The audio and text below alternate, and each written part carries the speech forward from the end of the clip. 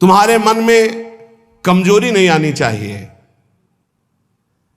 चाहे जैसी परिस्थिति तुम्हें याद होना चाहिए, ये इष्ट के द्वारा पास करके भेजी हुई परिस्थिति, मैं डगमगाऊं क्यों, मैं भयभीत क्यों हूं? कोई न कोई बहुत मंगल विधान मेरे इष्ट ने भेजा है परिस्थिति, इसलिए मैं मस्ती से रहूंगा, चाहे जितनी बुरी स्थिति क्यों ना आ जाए। हृदय में या बाहर परिस्थिति, स्थिति या परिस्थिति, संतुष्टा येन केनवा, ये बहुत बड़ी बात है। क्योंकि इष्ट ने भेजा है ना, चयन किया इष्ट ने, किस लिए? होगा कोई उनका विधान, मंगल विधान, शांत प्रसन्न मुद्रा, कभी खिन्न नहीं, निकल जाएगी परिस्थिति और स्थिति भी। कभी कभी अंदर में भी स्थिति गड़बड़ होती है, बाहर भी परिस्थिति। इन्हीं के वचन अभी सुनाए थे पीछे। पापियों का ऐश्वर्य बढ़ता है। प्रश्नकर्ता को सुन ले ध्यान से, ज्यादातर प्रश्न करते हैं कि धर्म में चलने वाले को बड़े धक्के मिलते हैं, पाप करने वाले बड़े मौज से होते हैं। पापियों का ऐश्वर्य बढ़ता है, स्वीकार करते हैं। क्यों? क्योंकि उनके पुण्यों का नाश किया जा रहा है। तुम धर्म के फल में संदेह मत करना, ये पापियों का जो ऐश्वर्य बढ़ रहा है, इनको जैसे फांसी की सजा देने वाले को अंतिम इच्छा पूरी की जाती है, ऐसे सर्वनाश का खेल इनका शुरू होने वाला है। इसलिए इनके पुण्यों को फटाफट भुगाया जा रहा है, भोग ले।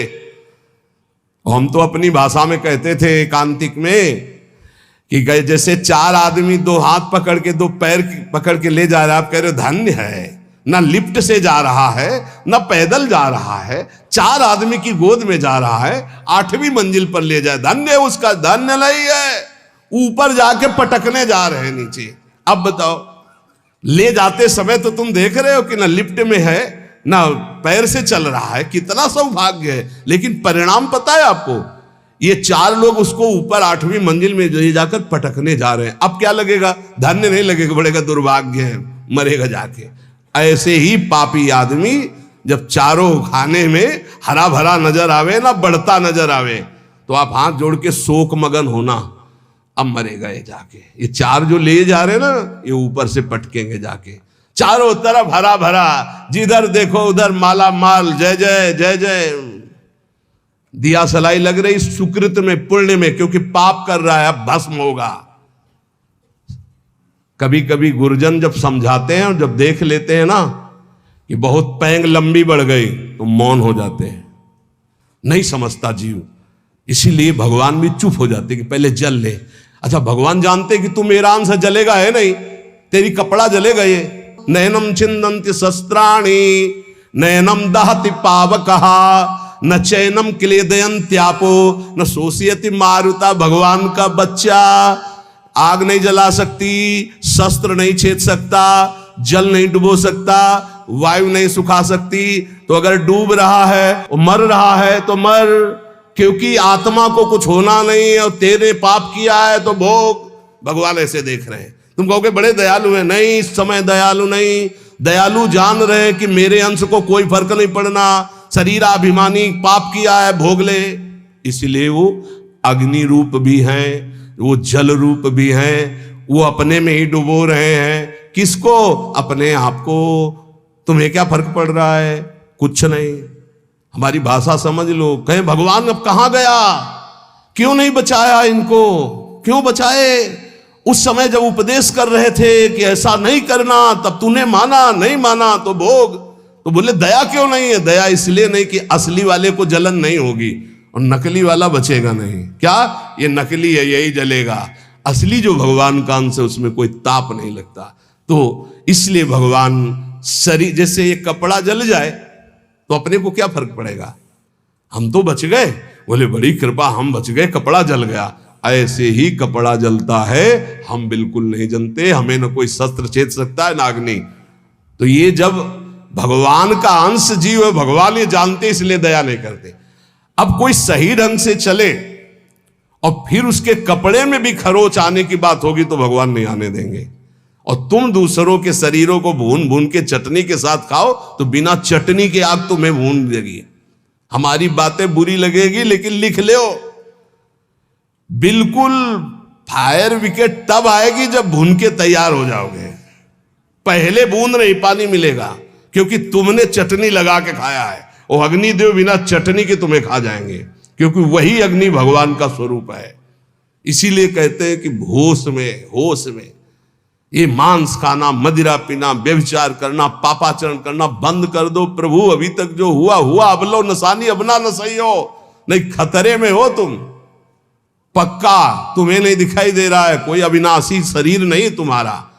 इस शरीर के लिए पापाचरण करके कभी सुखी नहीं हो सकते। तो पापियों के ऐश्वर्य को देखकर, अधर्म को धारण करने वाले कभी संदेह मत करना।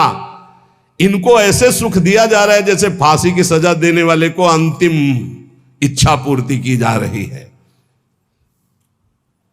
बुद्धि बदल जाती है, बुरी दशा आने के पहले बुद्धि बदली जाती है। आप ना आवे ताई तहां ले जाए, वहीं ले जाएगी जहां उसका नाश होना है। बहुत सावधानी से, कोई गलती हो जाए, कोई पाप हो जाए तो तत्काल महापुरुषों से मिलो, संतों से, कि हमने ये अपराध कर दिया, उसका प्रायश्चित बता दो या हमें दंड दे दो और आगे से कभी नहीं करूंगा, अब मुझे उपाय बता। वो जो बोले, वृंदावन की परिक्रमा लगा लो, उपवास कर लो, ऐसा कर लो, बस बिना विचारे कर दो। उनके वचन से पाप नष्ट हो जाएंगे। क्रिया मात्र तो केवल एक निमित्त है, उनके वचन कि तुम ये कर लो, ये ठीक हो जाएगा। तुम्हारा जीवन नष्ट नहीं हो पाएगा। यदि कोई गलती हो जाए तो उसका प्रायश्चित कर लो। देखो, जो भगवान का भजन करते हैं, कभी भगवान से कुछ मांगते नहीं, उनकी पूरी जिम्मेवारी भगवान स्वयं ले लेते हैं। अगर तुम मांगना ही है तो भगवान से भजन मांगो, भजन कि मेरा निरंतर भजन बनता रहे। तुम अल्पज्ञ हो, भजन के सिवा और जो भी मांगोगे वो धोखा हो जाएगा, कोई लाभ नहीं है। ध्रुव जी को भी बड़ी अशांति हुई थी परम पद मिलने, अटल पद भी मिलने के बाद। यदि तुम भजन करने वाले हो तो तुम्हारी निंदा होगी पक्का। भीतर ही भीतर जब निंदा हो तो प्रसन्न होना, उससे कभी शत्रुता मत करना, क्योंकि वो निंदा करने वाला कृपा करके भगवत प्राप्ति में जो बाधक पाप है उसको वो ले रहा है। बड़ी कृपा है। निंदा करना दूसरों के पापों को लेना है, अपने को तो करना नहीं है। दूसरा कोई अपनी निंदा करे तो बहुत प्रसन्न होना है कि वो कितना महान है कि जो हमें भगवत प्राप्ति में बाधक भाव थे उनका वो अपहरण कर रहा है। बिना प्रयास के, बिना प्रयत्न के, बिना भोगे तुम्हारे प्रारब्ध का नाश करने की सामर्थ्य निंदा में है, जो तुम्हारी दूसरे निंदा करते हैं। बड़े कृपालु हैं। इसलिए निंदक को परम सहायक मित्र मानना चाहिए। निंदक नियरे राखे आंगन कुटी छवाए, समीपे रहे जिससे कोई चूक ना होने पाए, हर गलती वो हमारी देखे। और भगवान बड़े कृपालु हैं। निंदक को सूक्ष्मदर्शी लगाने की जरूरत नहीं होती, सीसी कैमरा लगाने की जरूरत नहीं होती। उनके कान और नेत्र वहीं लगे रहते हैं और वो एक एक बात पकड़ करके साधु की और उसको निर्मल करते रहते हैं। इसलिए धन्य है, प्रणाम है, स्वस्थ रहे निंदक। अंतिम में उनको भगवत प्राप्ति हो, क्योंकि हमें भगवत प्राप्ति में बड़ा सहयोग किए। निंदा करने वाले महान मित्र हैं जो हमारे प्रारब्ध को बिना भोगे वो काट देते हैं। दूसरों की निंदा करने से जो हमारे पाप नष्ट होते हैं, अपनी प्रशंसा करने से अपने पुण्य और तप नष्ट हो जाते हैं। अपने मुख से कभी अपनी प्रशंसा न करे, दूसरे जो हमारी निंदा करते हैं उसे चैन से, आनंद से सुन ले कि हमारे ऊपर भगवान की बड़ी कृपा है, बड़ा पावन किया जा रहा है। जब तक तुम्हें आत्मानंद का अनुभव न मिले, भगवदानंद का अनुभव न मिले, तब तक विषयानंद से दूर रहना, विषयानंद के भोगी पुरुषों से दूर रहना। भगवदानंद का अनुभव करने वाला चक्रवर्ती सम्राट को भी एक तिनके के बराबर समझता है। सुरपति नरपति लोकपति जिनके भावे घास। भगवदानंद का अनुभव करने वाला चक्रवर्ती सम्राट को वही तिनके के समान समझता है। अब अंदर से देख लो, प्रभु के प्रति भाव है या धन के प्रति या पद के प्रति, तो वैसे ही हो जाएगा। भगवदानंद जिसको अनुभव हुआ, सुरपति नरपति लोकपति जिनके भाव है घास, ये बात अंदर से समझो। अपमान किसी का करना नहीं, पर अंदर से किसी के प्रति ऐसा भाव न रहे कि धन को लेकर, रूप को लेकर, अभिनय को लेकर, पद को लेकर के हमारा गर्व है कि हमारे पास अमुक आए, हमारा गर्व है कि हमारे पास परमहंस आए, अवधूत आए। हमारा गर्व, ये उनका सौभाग्य है कि उनको एक बार इस रज में माथा रखने का सौभाग्य मिला। ऐसा करो कि अब कुछ करना न पड़े। ऐसा करो कि मां के गर्भ में वास अब ना करना पड़े। ऐसा करो कि मनुष्य जन्म अभी आखिरी जन्म हो और हम श्री भगवान को प्राप्त हो जाएं। अगर माली से संबंध रखोगे तो पुष्प वाटिका का कोई भी फूल तुम चयन कर सकते हो। ऐसे ही यदि तुम भगवान से संबंध रखोगे तो अनंत ब्रह्मांड भगवान की पुष्प वाटिका है। किसी भी ब्रह्मांड में स्वतंत्र रूप से तुम जा सकते हो। कैसे? जैसे माली के होकर बगीचे में घूमो, आनंद ले रहे हो, कोई फर्क नहीं पड़ता। लेकिन एक जंगल में जाके भटक गया है वो, और एक जो माली के साथ उसी जंगल में आनंद ले रहा है वो, एक जो जेल में कैदी बना है वो, और एक जो जेलर बनकर वहां कैदियों के बीच में है वो, दोनों में अंतर है। अब कैदी बन के नहीं रहना, अब जेलर बन के रहना है। अब भटकना वाला नहीं स्वरूप है, अब माली के साथ रहकर भ्रमण करना है, आनंद लेना। अनंत ब्रह्मांड मेरे स्वामी के हैं और स्वामी की स्मृति के साथ कोई भय नहीं। अब ये कर्म बंधनों की जेल में नहीं रहना, ये मनुष्य शरीर पाकर अब स्वतंत्र होना है। ये बात अंदर बैठा लो। विषयी का संग साक्षात काले सर्प के संग के समान समझो। विषयी पुरुष का संग, ये विषयी पुरुष विष के समान है। इनके स्पर्श से, इनके संभाषण से, इनके दर्शन से इनके शरीर में चिपटे रहते हैं ऐसे परमाणु, जो तुम्हारे अंदर आएंगे और तुम्हारे भजन को जलाकर राख कर देंगे, भजन की वृत्ति को जला के राख कर देंगे। जितनी जल्दी हो सके अपने को जलने से बचाना चाहते हो तो विषयी पुरुषों का संग छोड़ दो। संगम त्यजेत मिथुन व्रतिनाम मुमुक्षु, बहुत बड़ी बात है, इसको अंदर से समझ लो। प्रयत्न करो। विषयी पुरुषों का संग साक्षात भयावह विषधर सर्प के समान है, वो तुम्हारी समस्त साधना को चौपट कर देगा। विषय की अग्नि की चपेट में तुम अध्यात्म शक्ति को भस्म कर दोगे। इसलिए दूर, हमको यही देखना है। जब भगवान मोहिनी रूप के पीछे भाग रहे थे ना, तो बड़े बड़े जो पद्मासन लगाए बैठे थे, तो मोहिनी भगवान ऐसे करते हैं। देख लो, ये वो हैं जो ब्रह्मबोध प्रदान करते हैं, और मेरा ये वो रूप है जो ऐसों को भी पीछे दौड़ा भगवान के मोहिनी रूप का। ऐसे ही ये भगवान उदाहरण देते रहते हैं, भगवान ही उपदेश दे रहे हैं। पक्का समझिए, बहुत बहुत विचित्र, अतिशय प्रबल देव तो माया, जो शास्त्र कह रहा वैसे चलोगे बच जाओगे। यहां सत्संग के द्वारा हमको ये समझना है कि हमें जो मिला बहुत कीमती चीज है, परमार्थ बहुत कीमती चीज है। इसको छीनने के लिए बहुत माया रंग रचेगी। अगर आप कोई वासना लेकर इस मार्ग में चलेंगे तो वही वासना अंतर की माया जानकर तुम्हारे आगे जाल फेंक देगी और तुम्हें रोक लेगी। इसलिए सत्संग के द्वारा जल्दी से जल्दी वो वासना काट दो जो तुम्हें गिराने वाली है। उस वासना का संयोग होने पर भागो, ना कि उसको स्वीकार करो। पहले प्रयत्न करो, फिर प्रार्थना करो। पहले बचने की कोशिश करो। जब आपको लगे कि अब गिरा, तो फिर भगवान से प्रार्थना कर दो कि तत्काल मुझे बचा लो। यदि कोई ऐसी विपत्ति आ जाए तो पहले बचने की कोशिश करो, भागो विवेक के द्वारा। अगर नहीं संभल पा रहे तो इष्ट को पुकारो, देर मत करो। विषयी पुरुष का आश्रय और संग आपको नष्ट कर देगा। बहुत बहुत सावधान, बहुत सावधान। मतलब ये भले भजन कम हो, पड़े रहो, भगवान की प्राप्ति हो जाएगी, क्योंकि भरोसे पे पड़े रहने वाला ही महान संत बनता है। लेकिन संग किसी का ना, असंगता बहुत बड़ी सिद्धि है। चाहे गृहस्थ में हो चाहे विरक्त में, अपने को बचाओ।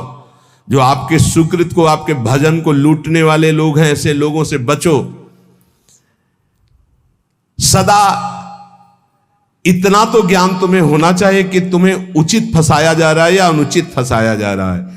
लेकिन अनुचित फंसाने वाले बहुत अमृत जैसे लगते हैं। इस मार्ग में चलने वाले पथिक की बुद्धि ऐसे धोखा देती है, अनुचित फंसाने वाले अमृत जैसे लगते हैं। बहुत बहुत किसी भी गृहस्थ के द्वारा दी हुई सेवा श्री भगवान ने निमित्त बनाकर उसे भेजा है, ऐसे माना जाता है। एहसान कभी नहीं माना जाता। ध्यान रखना, साधुता में, जो साधुता में निमित्त माना जाता है। जैसे आप आए और कुछ, तो हम ये देखते हैं मेरे प्रभु आए हैं, मेरे आराध्य देव, इस रूप का जो निमित्त बनाकर हमारे पास भेजना, मेरे आराध्य देव। तो हमारी आसक्ति आराध्य देव में, ना कि उस व्यक्ति में। अगर व्यक्ति में तो गया, ये चाहे गृहस्थी में चाहे विरक्ति में, बात अंदर से समझ लीजिएगा। सदा अंदर से विचार करते हुए कि हम उचित कर रहे हैं या अनुचित। यदि तुम इस पर चूक कर दिए तो तुम्हारा जीवन व्यर्थ हो जाएगा। बहुत ही दृश्य देखने को मिलते हैं। इसलिए ठगे ना जाओ, ऐसे बनकर रहो। पूरे संसार में ऐसे घूमो। ठगा कौन नहीं जाता? जो गरीब बन के रहता है। त्रणादपि सुनीचेन, वो नहीं ठगा जाएगा। जो बड़ा बन के चलेगा वो ठगा जाएगा। पक्का समझ लेना। संसार में हमेशा तुम्हें रहना नहीं है। यहां तुम कमाई करने के लिए आए हो, सत की, तपस्या की, भजन की, धर्म की। इसलिए ठग लोगों से सावधान। काम, क्रोध, लोभ, मोह, मद, मत्सर, ये ठग है। बहुत बुरी तरह ठगा जाता है, बहुत बुरी तरह। प्रारंभ से लेकर अंतिम तक, फाइनल में जो निकल पाए हो, कोई गुरु का कृपा पात्र पहलवान होगा, दूसरा कोई नहीं होगा। ये हम आपको घोषणा करके कहते हैं। अगर कोई इस भाव समुद्र से निकल पाया तो गुरु का लाडला होगा, दूसरा हो नहीं सकता। चाहे जितना बड़ा कोई तपस्वी हो, चाहे जितना बड़ा कोई ज्ञानी हो, गुरु कृपा पात्र ही क्रॉस कर पाएगा, अन्यथा नहीं कर पाएगा। ये बिल्कुल हृदय की बात कह रहा हूं। फंसाए रखे हैं। अगर गुरु करुणा ना हो तो निकल ही नहीं सकता, पक्की बात है। जहां हम समझते हैं निकल गए, वो दलदल था। अगर निकला गया तो केवल गुरु कृपा से निकला गया। दलदल कैसा होता है? एकदम प्लेन, ऊपर सूखा, बराबर एकदम लगता चकाचक हो, जो रबड़ी जैसा। पैर रखो, धसते चले जाओ। ये है पंख, माया पंख। इससे केवल गुरु का लाडला ही निकल सकता है। ये बिल्कुल जय घोष के सहित हम कहते हैं, जिसने अपने गुरु चरणों का आश्रय लिया वो माया पर विजय प्राप्त कर लिया। अन्यथा उसके इतने हथकंडे फंसाने के हैं कि को बिरला, जो कहो हरिवंश रस बिरलो समझन हार, एक दुई जो पाइए खोजी सब संसार। जो गुरुदेव का अभिन्न अंग बन जाता है, उस शिष्य को अपने उद्धार के लिए बुद्धि का प्रयोग नहीं करना पड़ता। ये हम बड़े बड़े महापुरुषों के वचन सुना रहे हैं। जो शिष्य अपने गुरुदेव से छल कपट और झूठ बोलता है, उससे बड़ा महापापी और कौन हो सकता है? एक बार एक महापुरुष ने कहा था कि संसार में कहीं भी झूठ हो जाए, कपट हो जाए, पाप हो जाए, तो एक जगह है गुरुदेव का घर, गुरुदेव के चरणारविंद, जहां खुला बेपर्द हो जाना चाहिए। बेपर्द का मतलब, महाराज ऐसी गलती हुई, ऐसे पापी हूं, ऐसा नीच। वहां बिल्कुल भय मत करो, झूठ मत बोलो, छल कपट मत करो। वो तुम्हें डांटेंगे, भगा देंगे, तिरस्कार करेंगे, कभी हमारे सामने मत आना, जा ऐसा, वो सब पाप नष्ट हो जाएंगे। यहां कह रहे जो गुरुदेव का अभिन्न अंग बन जाता है, उस शिष्य को अपने कल्याण के लिए बुद्धि लगानी नहीं पड़ती। और जो गुरुदेव के सामने छल कपट और झूठ बोलता है, उससे बड़ा कोई पाप नहीं होता। कहां मोचन करोगे? सब पापों का मोचन करने वाले तो सदगुरुदेव भगवान है। भारी से भारी वैष्णव अपराध बन गया हो कोई भी, एक तो वो उपाय बताएंगे कि जाओ उन्हीं के पैर पकड़ो, नहीं हो रहा, अगर वो कह दें कि जाओ अच्छा कुछ नहीं, सब ठीक हो जाएगा, बिल्कुल संशय मत करो, कोई अपराध नहीं लागू होगा। ये हम तस्मात् शास्त्रम प्रमाणम की बात कह रहे हैं। गुरु माफ कर दे तो विश्व का भारी से भारी अपराध माफ हो जाता है। अगर कितना भी बड़ा अपराध बन गया हो और गुरुजी उलट कर ये कह दे कोई बात नहीं, जाओ कोई बात नहीं, तो तुम्हारा निश्चित सारे अपराधों से अपने आप प्रायश्चित हो गया उनके एक शब्द कहने से, कोई बात नहीं, जाओ कोई बात नहीं। बड़े से बड़े अनर्थ का नाश गुरुदेव के एक शब्द से हो जाता, जाओ कोई बात नहीं।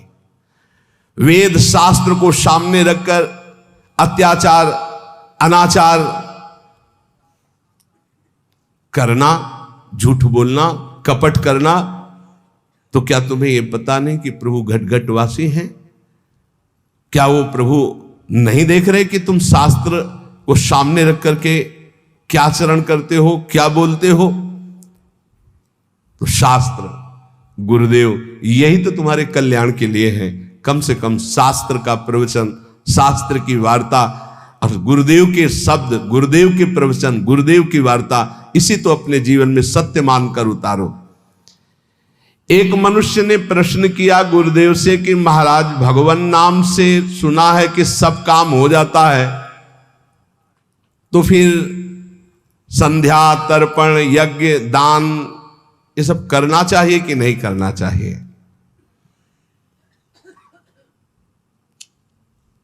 तो उत्तर दिया गुरुदेव ने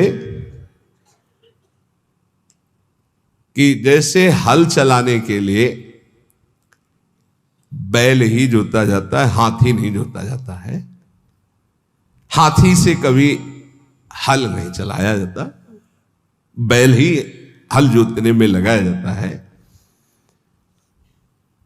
इस प्रकार जैसे दान देना है या संध्या तर्पण आदि करना है या और अन्य कार्य है, भगवान नाम बड़ा महान साधन है, उसको केवल भगवत प्राप्ति के लिए रखो।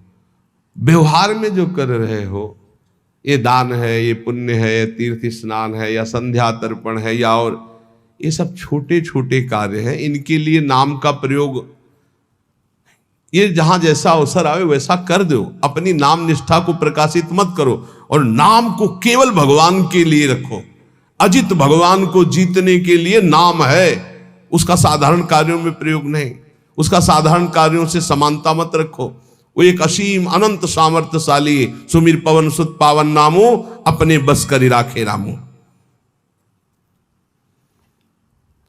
महाराज, कई लोग ऐसा कहते हैं कि स्त्रियों को गुरु मंत्र नहीं लेना चाहिए, स्त्री का तो एकमात्र पति ही भगवान है, पति का ही सेवन करने से उसे भगवत प्राप्ति हो जाती है। तो ये कहां तक सत्य है महाराज? तो उनका भगवत प्राप्ति शब्द अलग है। लौकिक धर्म में पति पत्नी धर्म है, लेकिन भगवत प्राप्ति में शरीर धर्म को लेकर पति पत्नी है ना। भगवत प्राप्ति अध्यात्म धर्म से है, आत्म स्वरूप से। अगर पति पत्नी का ध्यान करते हुए मरे तो स्त्री शरीर को प्राप्त होगा ना। पुरंजन को देखो भागवत में पढ़ के, और अगर स्त्री पति का ध्यान करते हुए तो पुरुष शरीर को जाएगी ना, पुरुष शरीर अगला बनेगा, योनि से तो मुक्त नहीं होगा ना, योनियों से तो मुक्त नहीं होगा। चाहे पुरुष हो या स्त्री हो, अगर उसको संसार से मुक्त होना है तो भगवान का भजन करना ही पड़ेगा। ध्यान रखना, ये लौकिक धर्म के अंतर्गत है। शास्त्रों में पति की सेवा करते हुए, पति की आज्ञा में रहकर संयम नियम पूर्वक खूब नाम जप करते हुए भगवत प्राप्ति, भगवत प्राप्ति के लिए भजन करना ही पड़ेगा। वार मथे ग्रत हुए बरु सिकताते बरु तेल, बिनु हरि भजन न बहुतरिया सिद्धांत अपेल।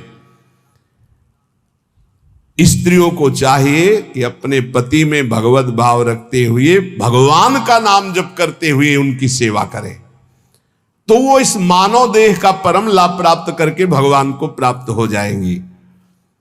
और अगर भगवान का भजन नहीं हो, केवल शरीरासक्ति है, तो शरीर बदलते रहेंगे, भगवत प्राप्ति नहीं होगी। योनि से मुक्त होने के लिए भगवान का भजन अत्यंत आवश्यक है।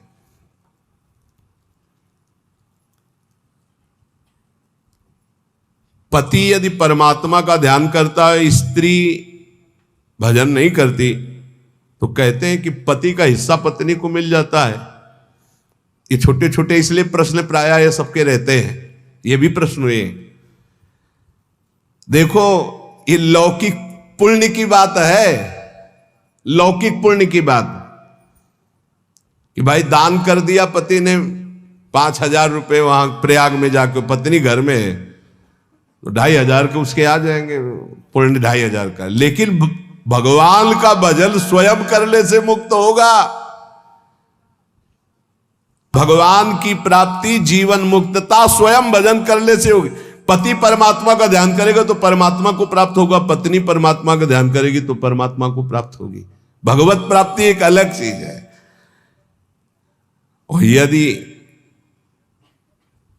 अन्य कोई ध्यान होगा तो वह संसार में ही जन्मेगा। स्त्री यदि शरीर का ध्यान करते हुए पति के मरे तो भगवत प्राप्ति हो जाएगी क्या? शरीर की प्राप्ति होगी। पुरुष स्त्री शरीर का ध्यान तो स्त्री शरीर की प्राप्ति। भगवत प्राप्ति के लिए सिर्फ भगवान का भाव।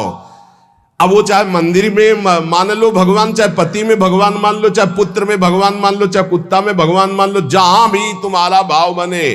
अगर देखो नामदेव जी ने कुत्ते में भगवान माना तो भगवान मिले ना, खंबे में भगवान माना तो भगवान मिले ना। भगवान के भाव से ही मुक्ति है, भगवान के भाव से ही भगवत प्राप्ति है। ये साधारण पुण्यों का हिसाब किताब भले हो जाए, भजन का नहीं। भजन तो करोगे तो भगवान की प्राप्ति होगी। हाँ, अब जैसे कहा जाता है 21 पीढ़ियां तर जाती हैं, तो ये उसको सरकारी आदमी जो होता है उसके माता पिता को फ्री ट्रेन में नहीं होता है, परिवार के जनों को फ्री नहीं होता, तो ये है फ्री। पत्नी अगर भगवान का भजन करेगी तो उसके माता पिता का जो कुल है उसको उतारेगी। पति भगवान का भजन करेगा तो अपने माता पिता के कुल को उतारेंगे, और दोनों मिलकर भजन करेंगे तो दोनों कुलों को उतार देंगे। भजन प्रत्येक जीव को स्वयं करना होगा, स्वयं से भगवत प्राप्ति होगी। अगर भजन नहीं करोगे, तुम्हारी जिह्वा में नाम जप नहीं चलेगा तो बात नहीं बनेगी। माता पिता कुल परंपरागत वो भगवान की बनाई हुई मर्यादा है, उससे पार होता है। जब भारत सरकार ऐसी व्यवस्था कर देती कि जो सरकारी आदमी होता है उसको गाड़ी बंगला मिलता है, उसके परिवार को जो सरकारी जैसे ट्रेन आदि उसमें फ्री आने जाने की कई व्यवस्थाएं होती, तो ऐसे ही भगवान ने व्यवस्था कर दी कि जिस कुल में भगवान का भगवत प्राप्त महात्मा पैदा हुआ तो उसकी आगे की पीढ़ी पीछे की पीढ़ी 21 पीढ़ियां तर जाती है। तो भगवान जैसा चाहे वैसा करे। लेकिन यहां जो प्रसंग चल रहा है कि पति भजन करे पत्नी मनमानी करे तो पत्नी नरक जाएगी और पति भगवान को प्राप्त होगा। पत्नी भजन करे और पति मनमानी करे, शराब पिए इधर उधर करे तो पति नरक जाएगा, पत्नी भगवान को प्राप्त होगी। क्योंकि लौकिक संबंध ये है, पारलौकिक तो हम सब भगवान के अंश है ना। ये वर्दी केवल स्त्री पुरुष की है।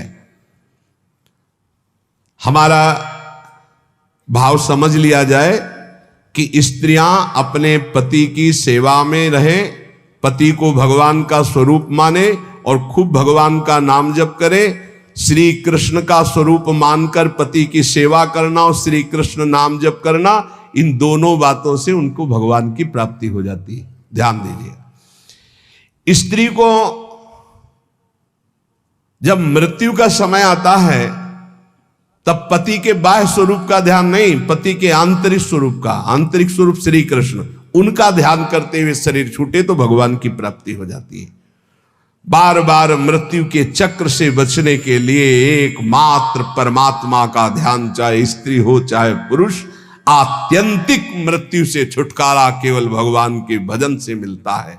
इसलिए कोई भी हो, भगवान का नाम जब निरंतर करो, सब कल्याण ही कल्याण है। ये जो महापुरुषों के अलग अलग संतों की हम बातें चयन करके लाते हैं, आपको सुनाते हैं, आप इनका मनन कीजिए और अपने जीवन में उतारिए। यहाँ के सत्संग का एकमात्र उद्देश्य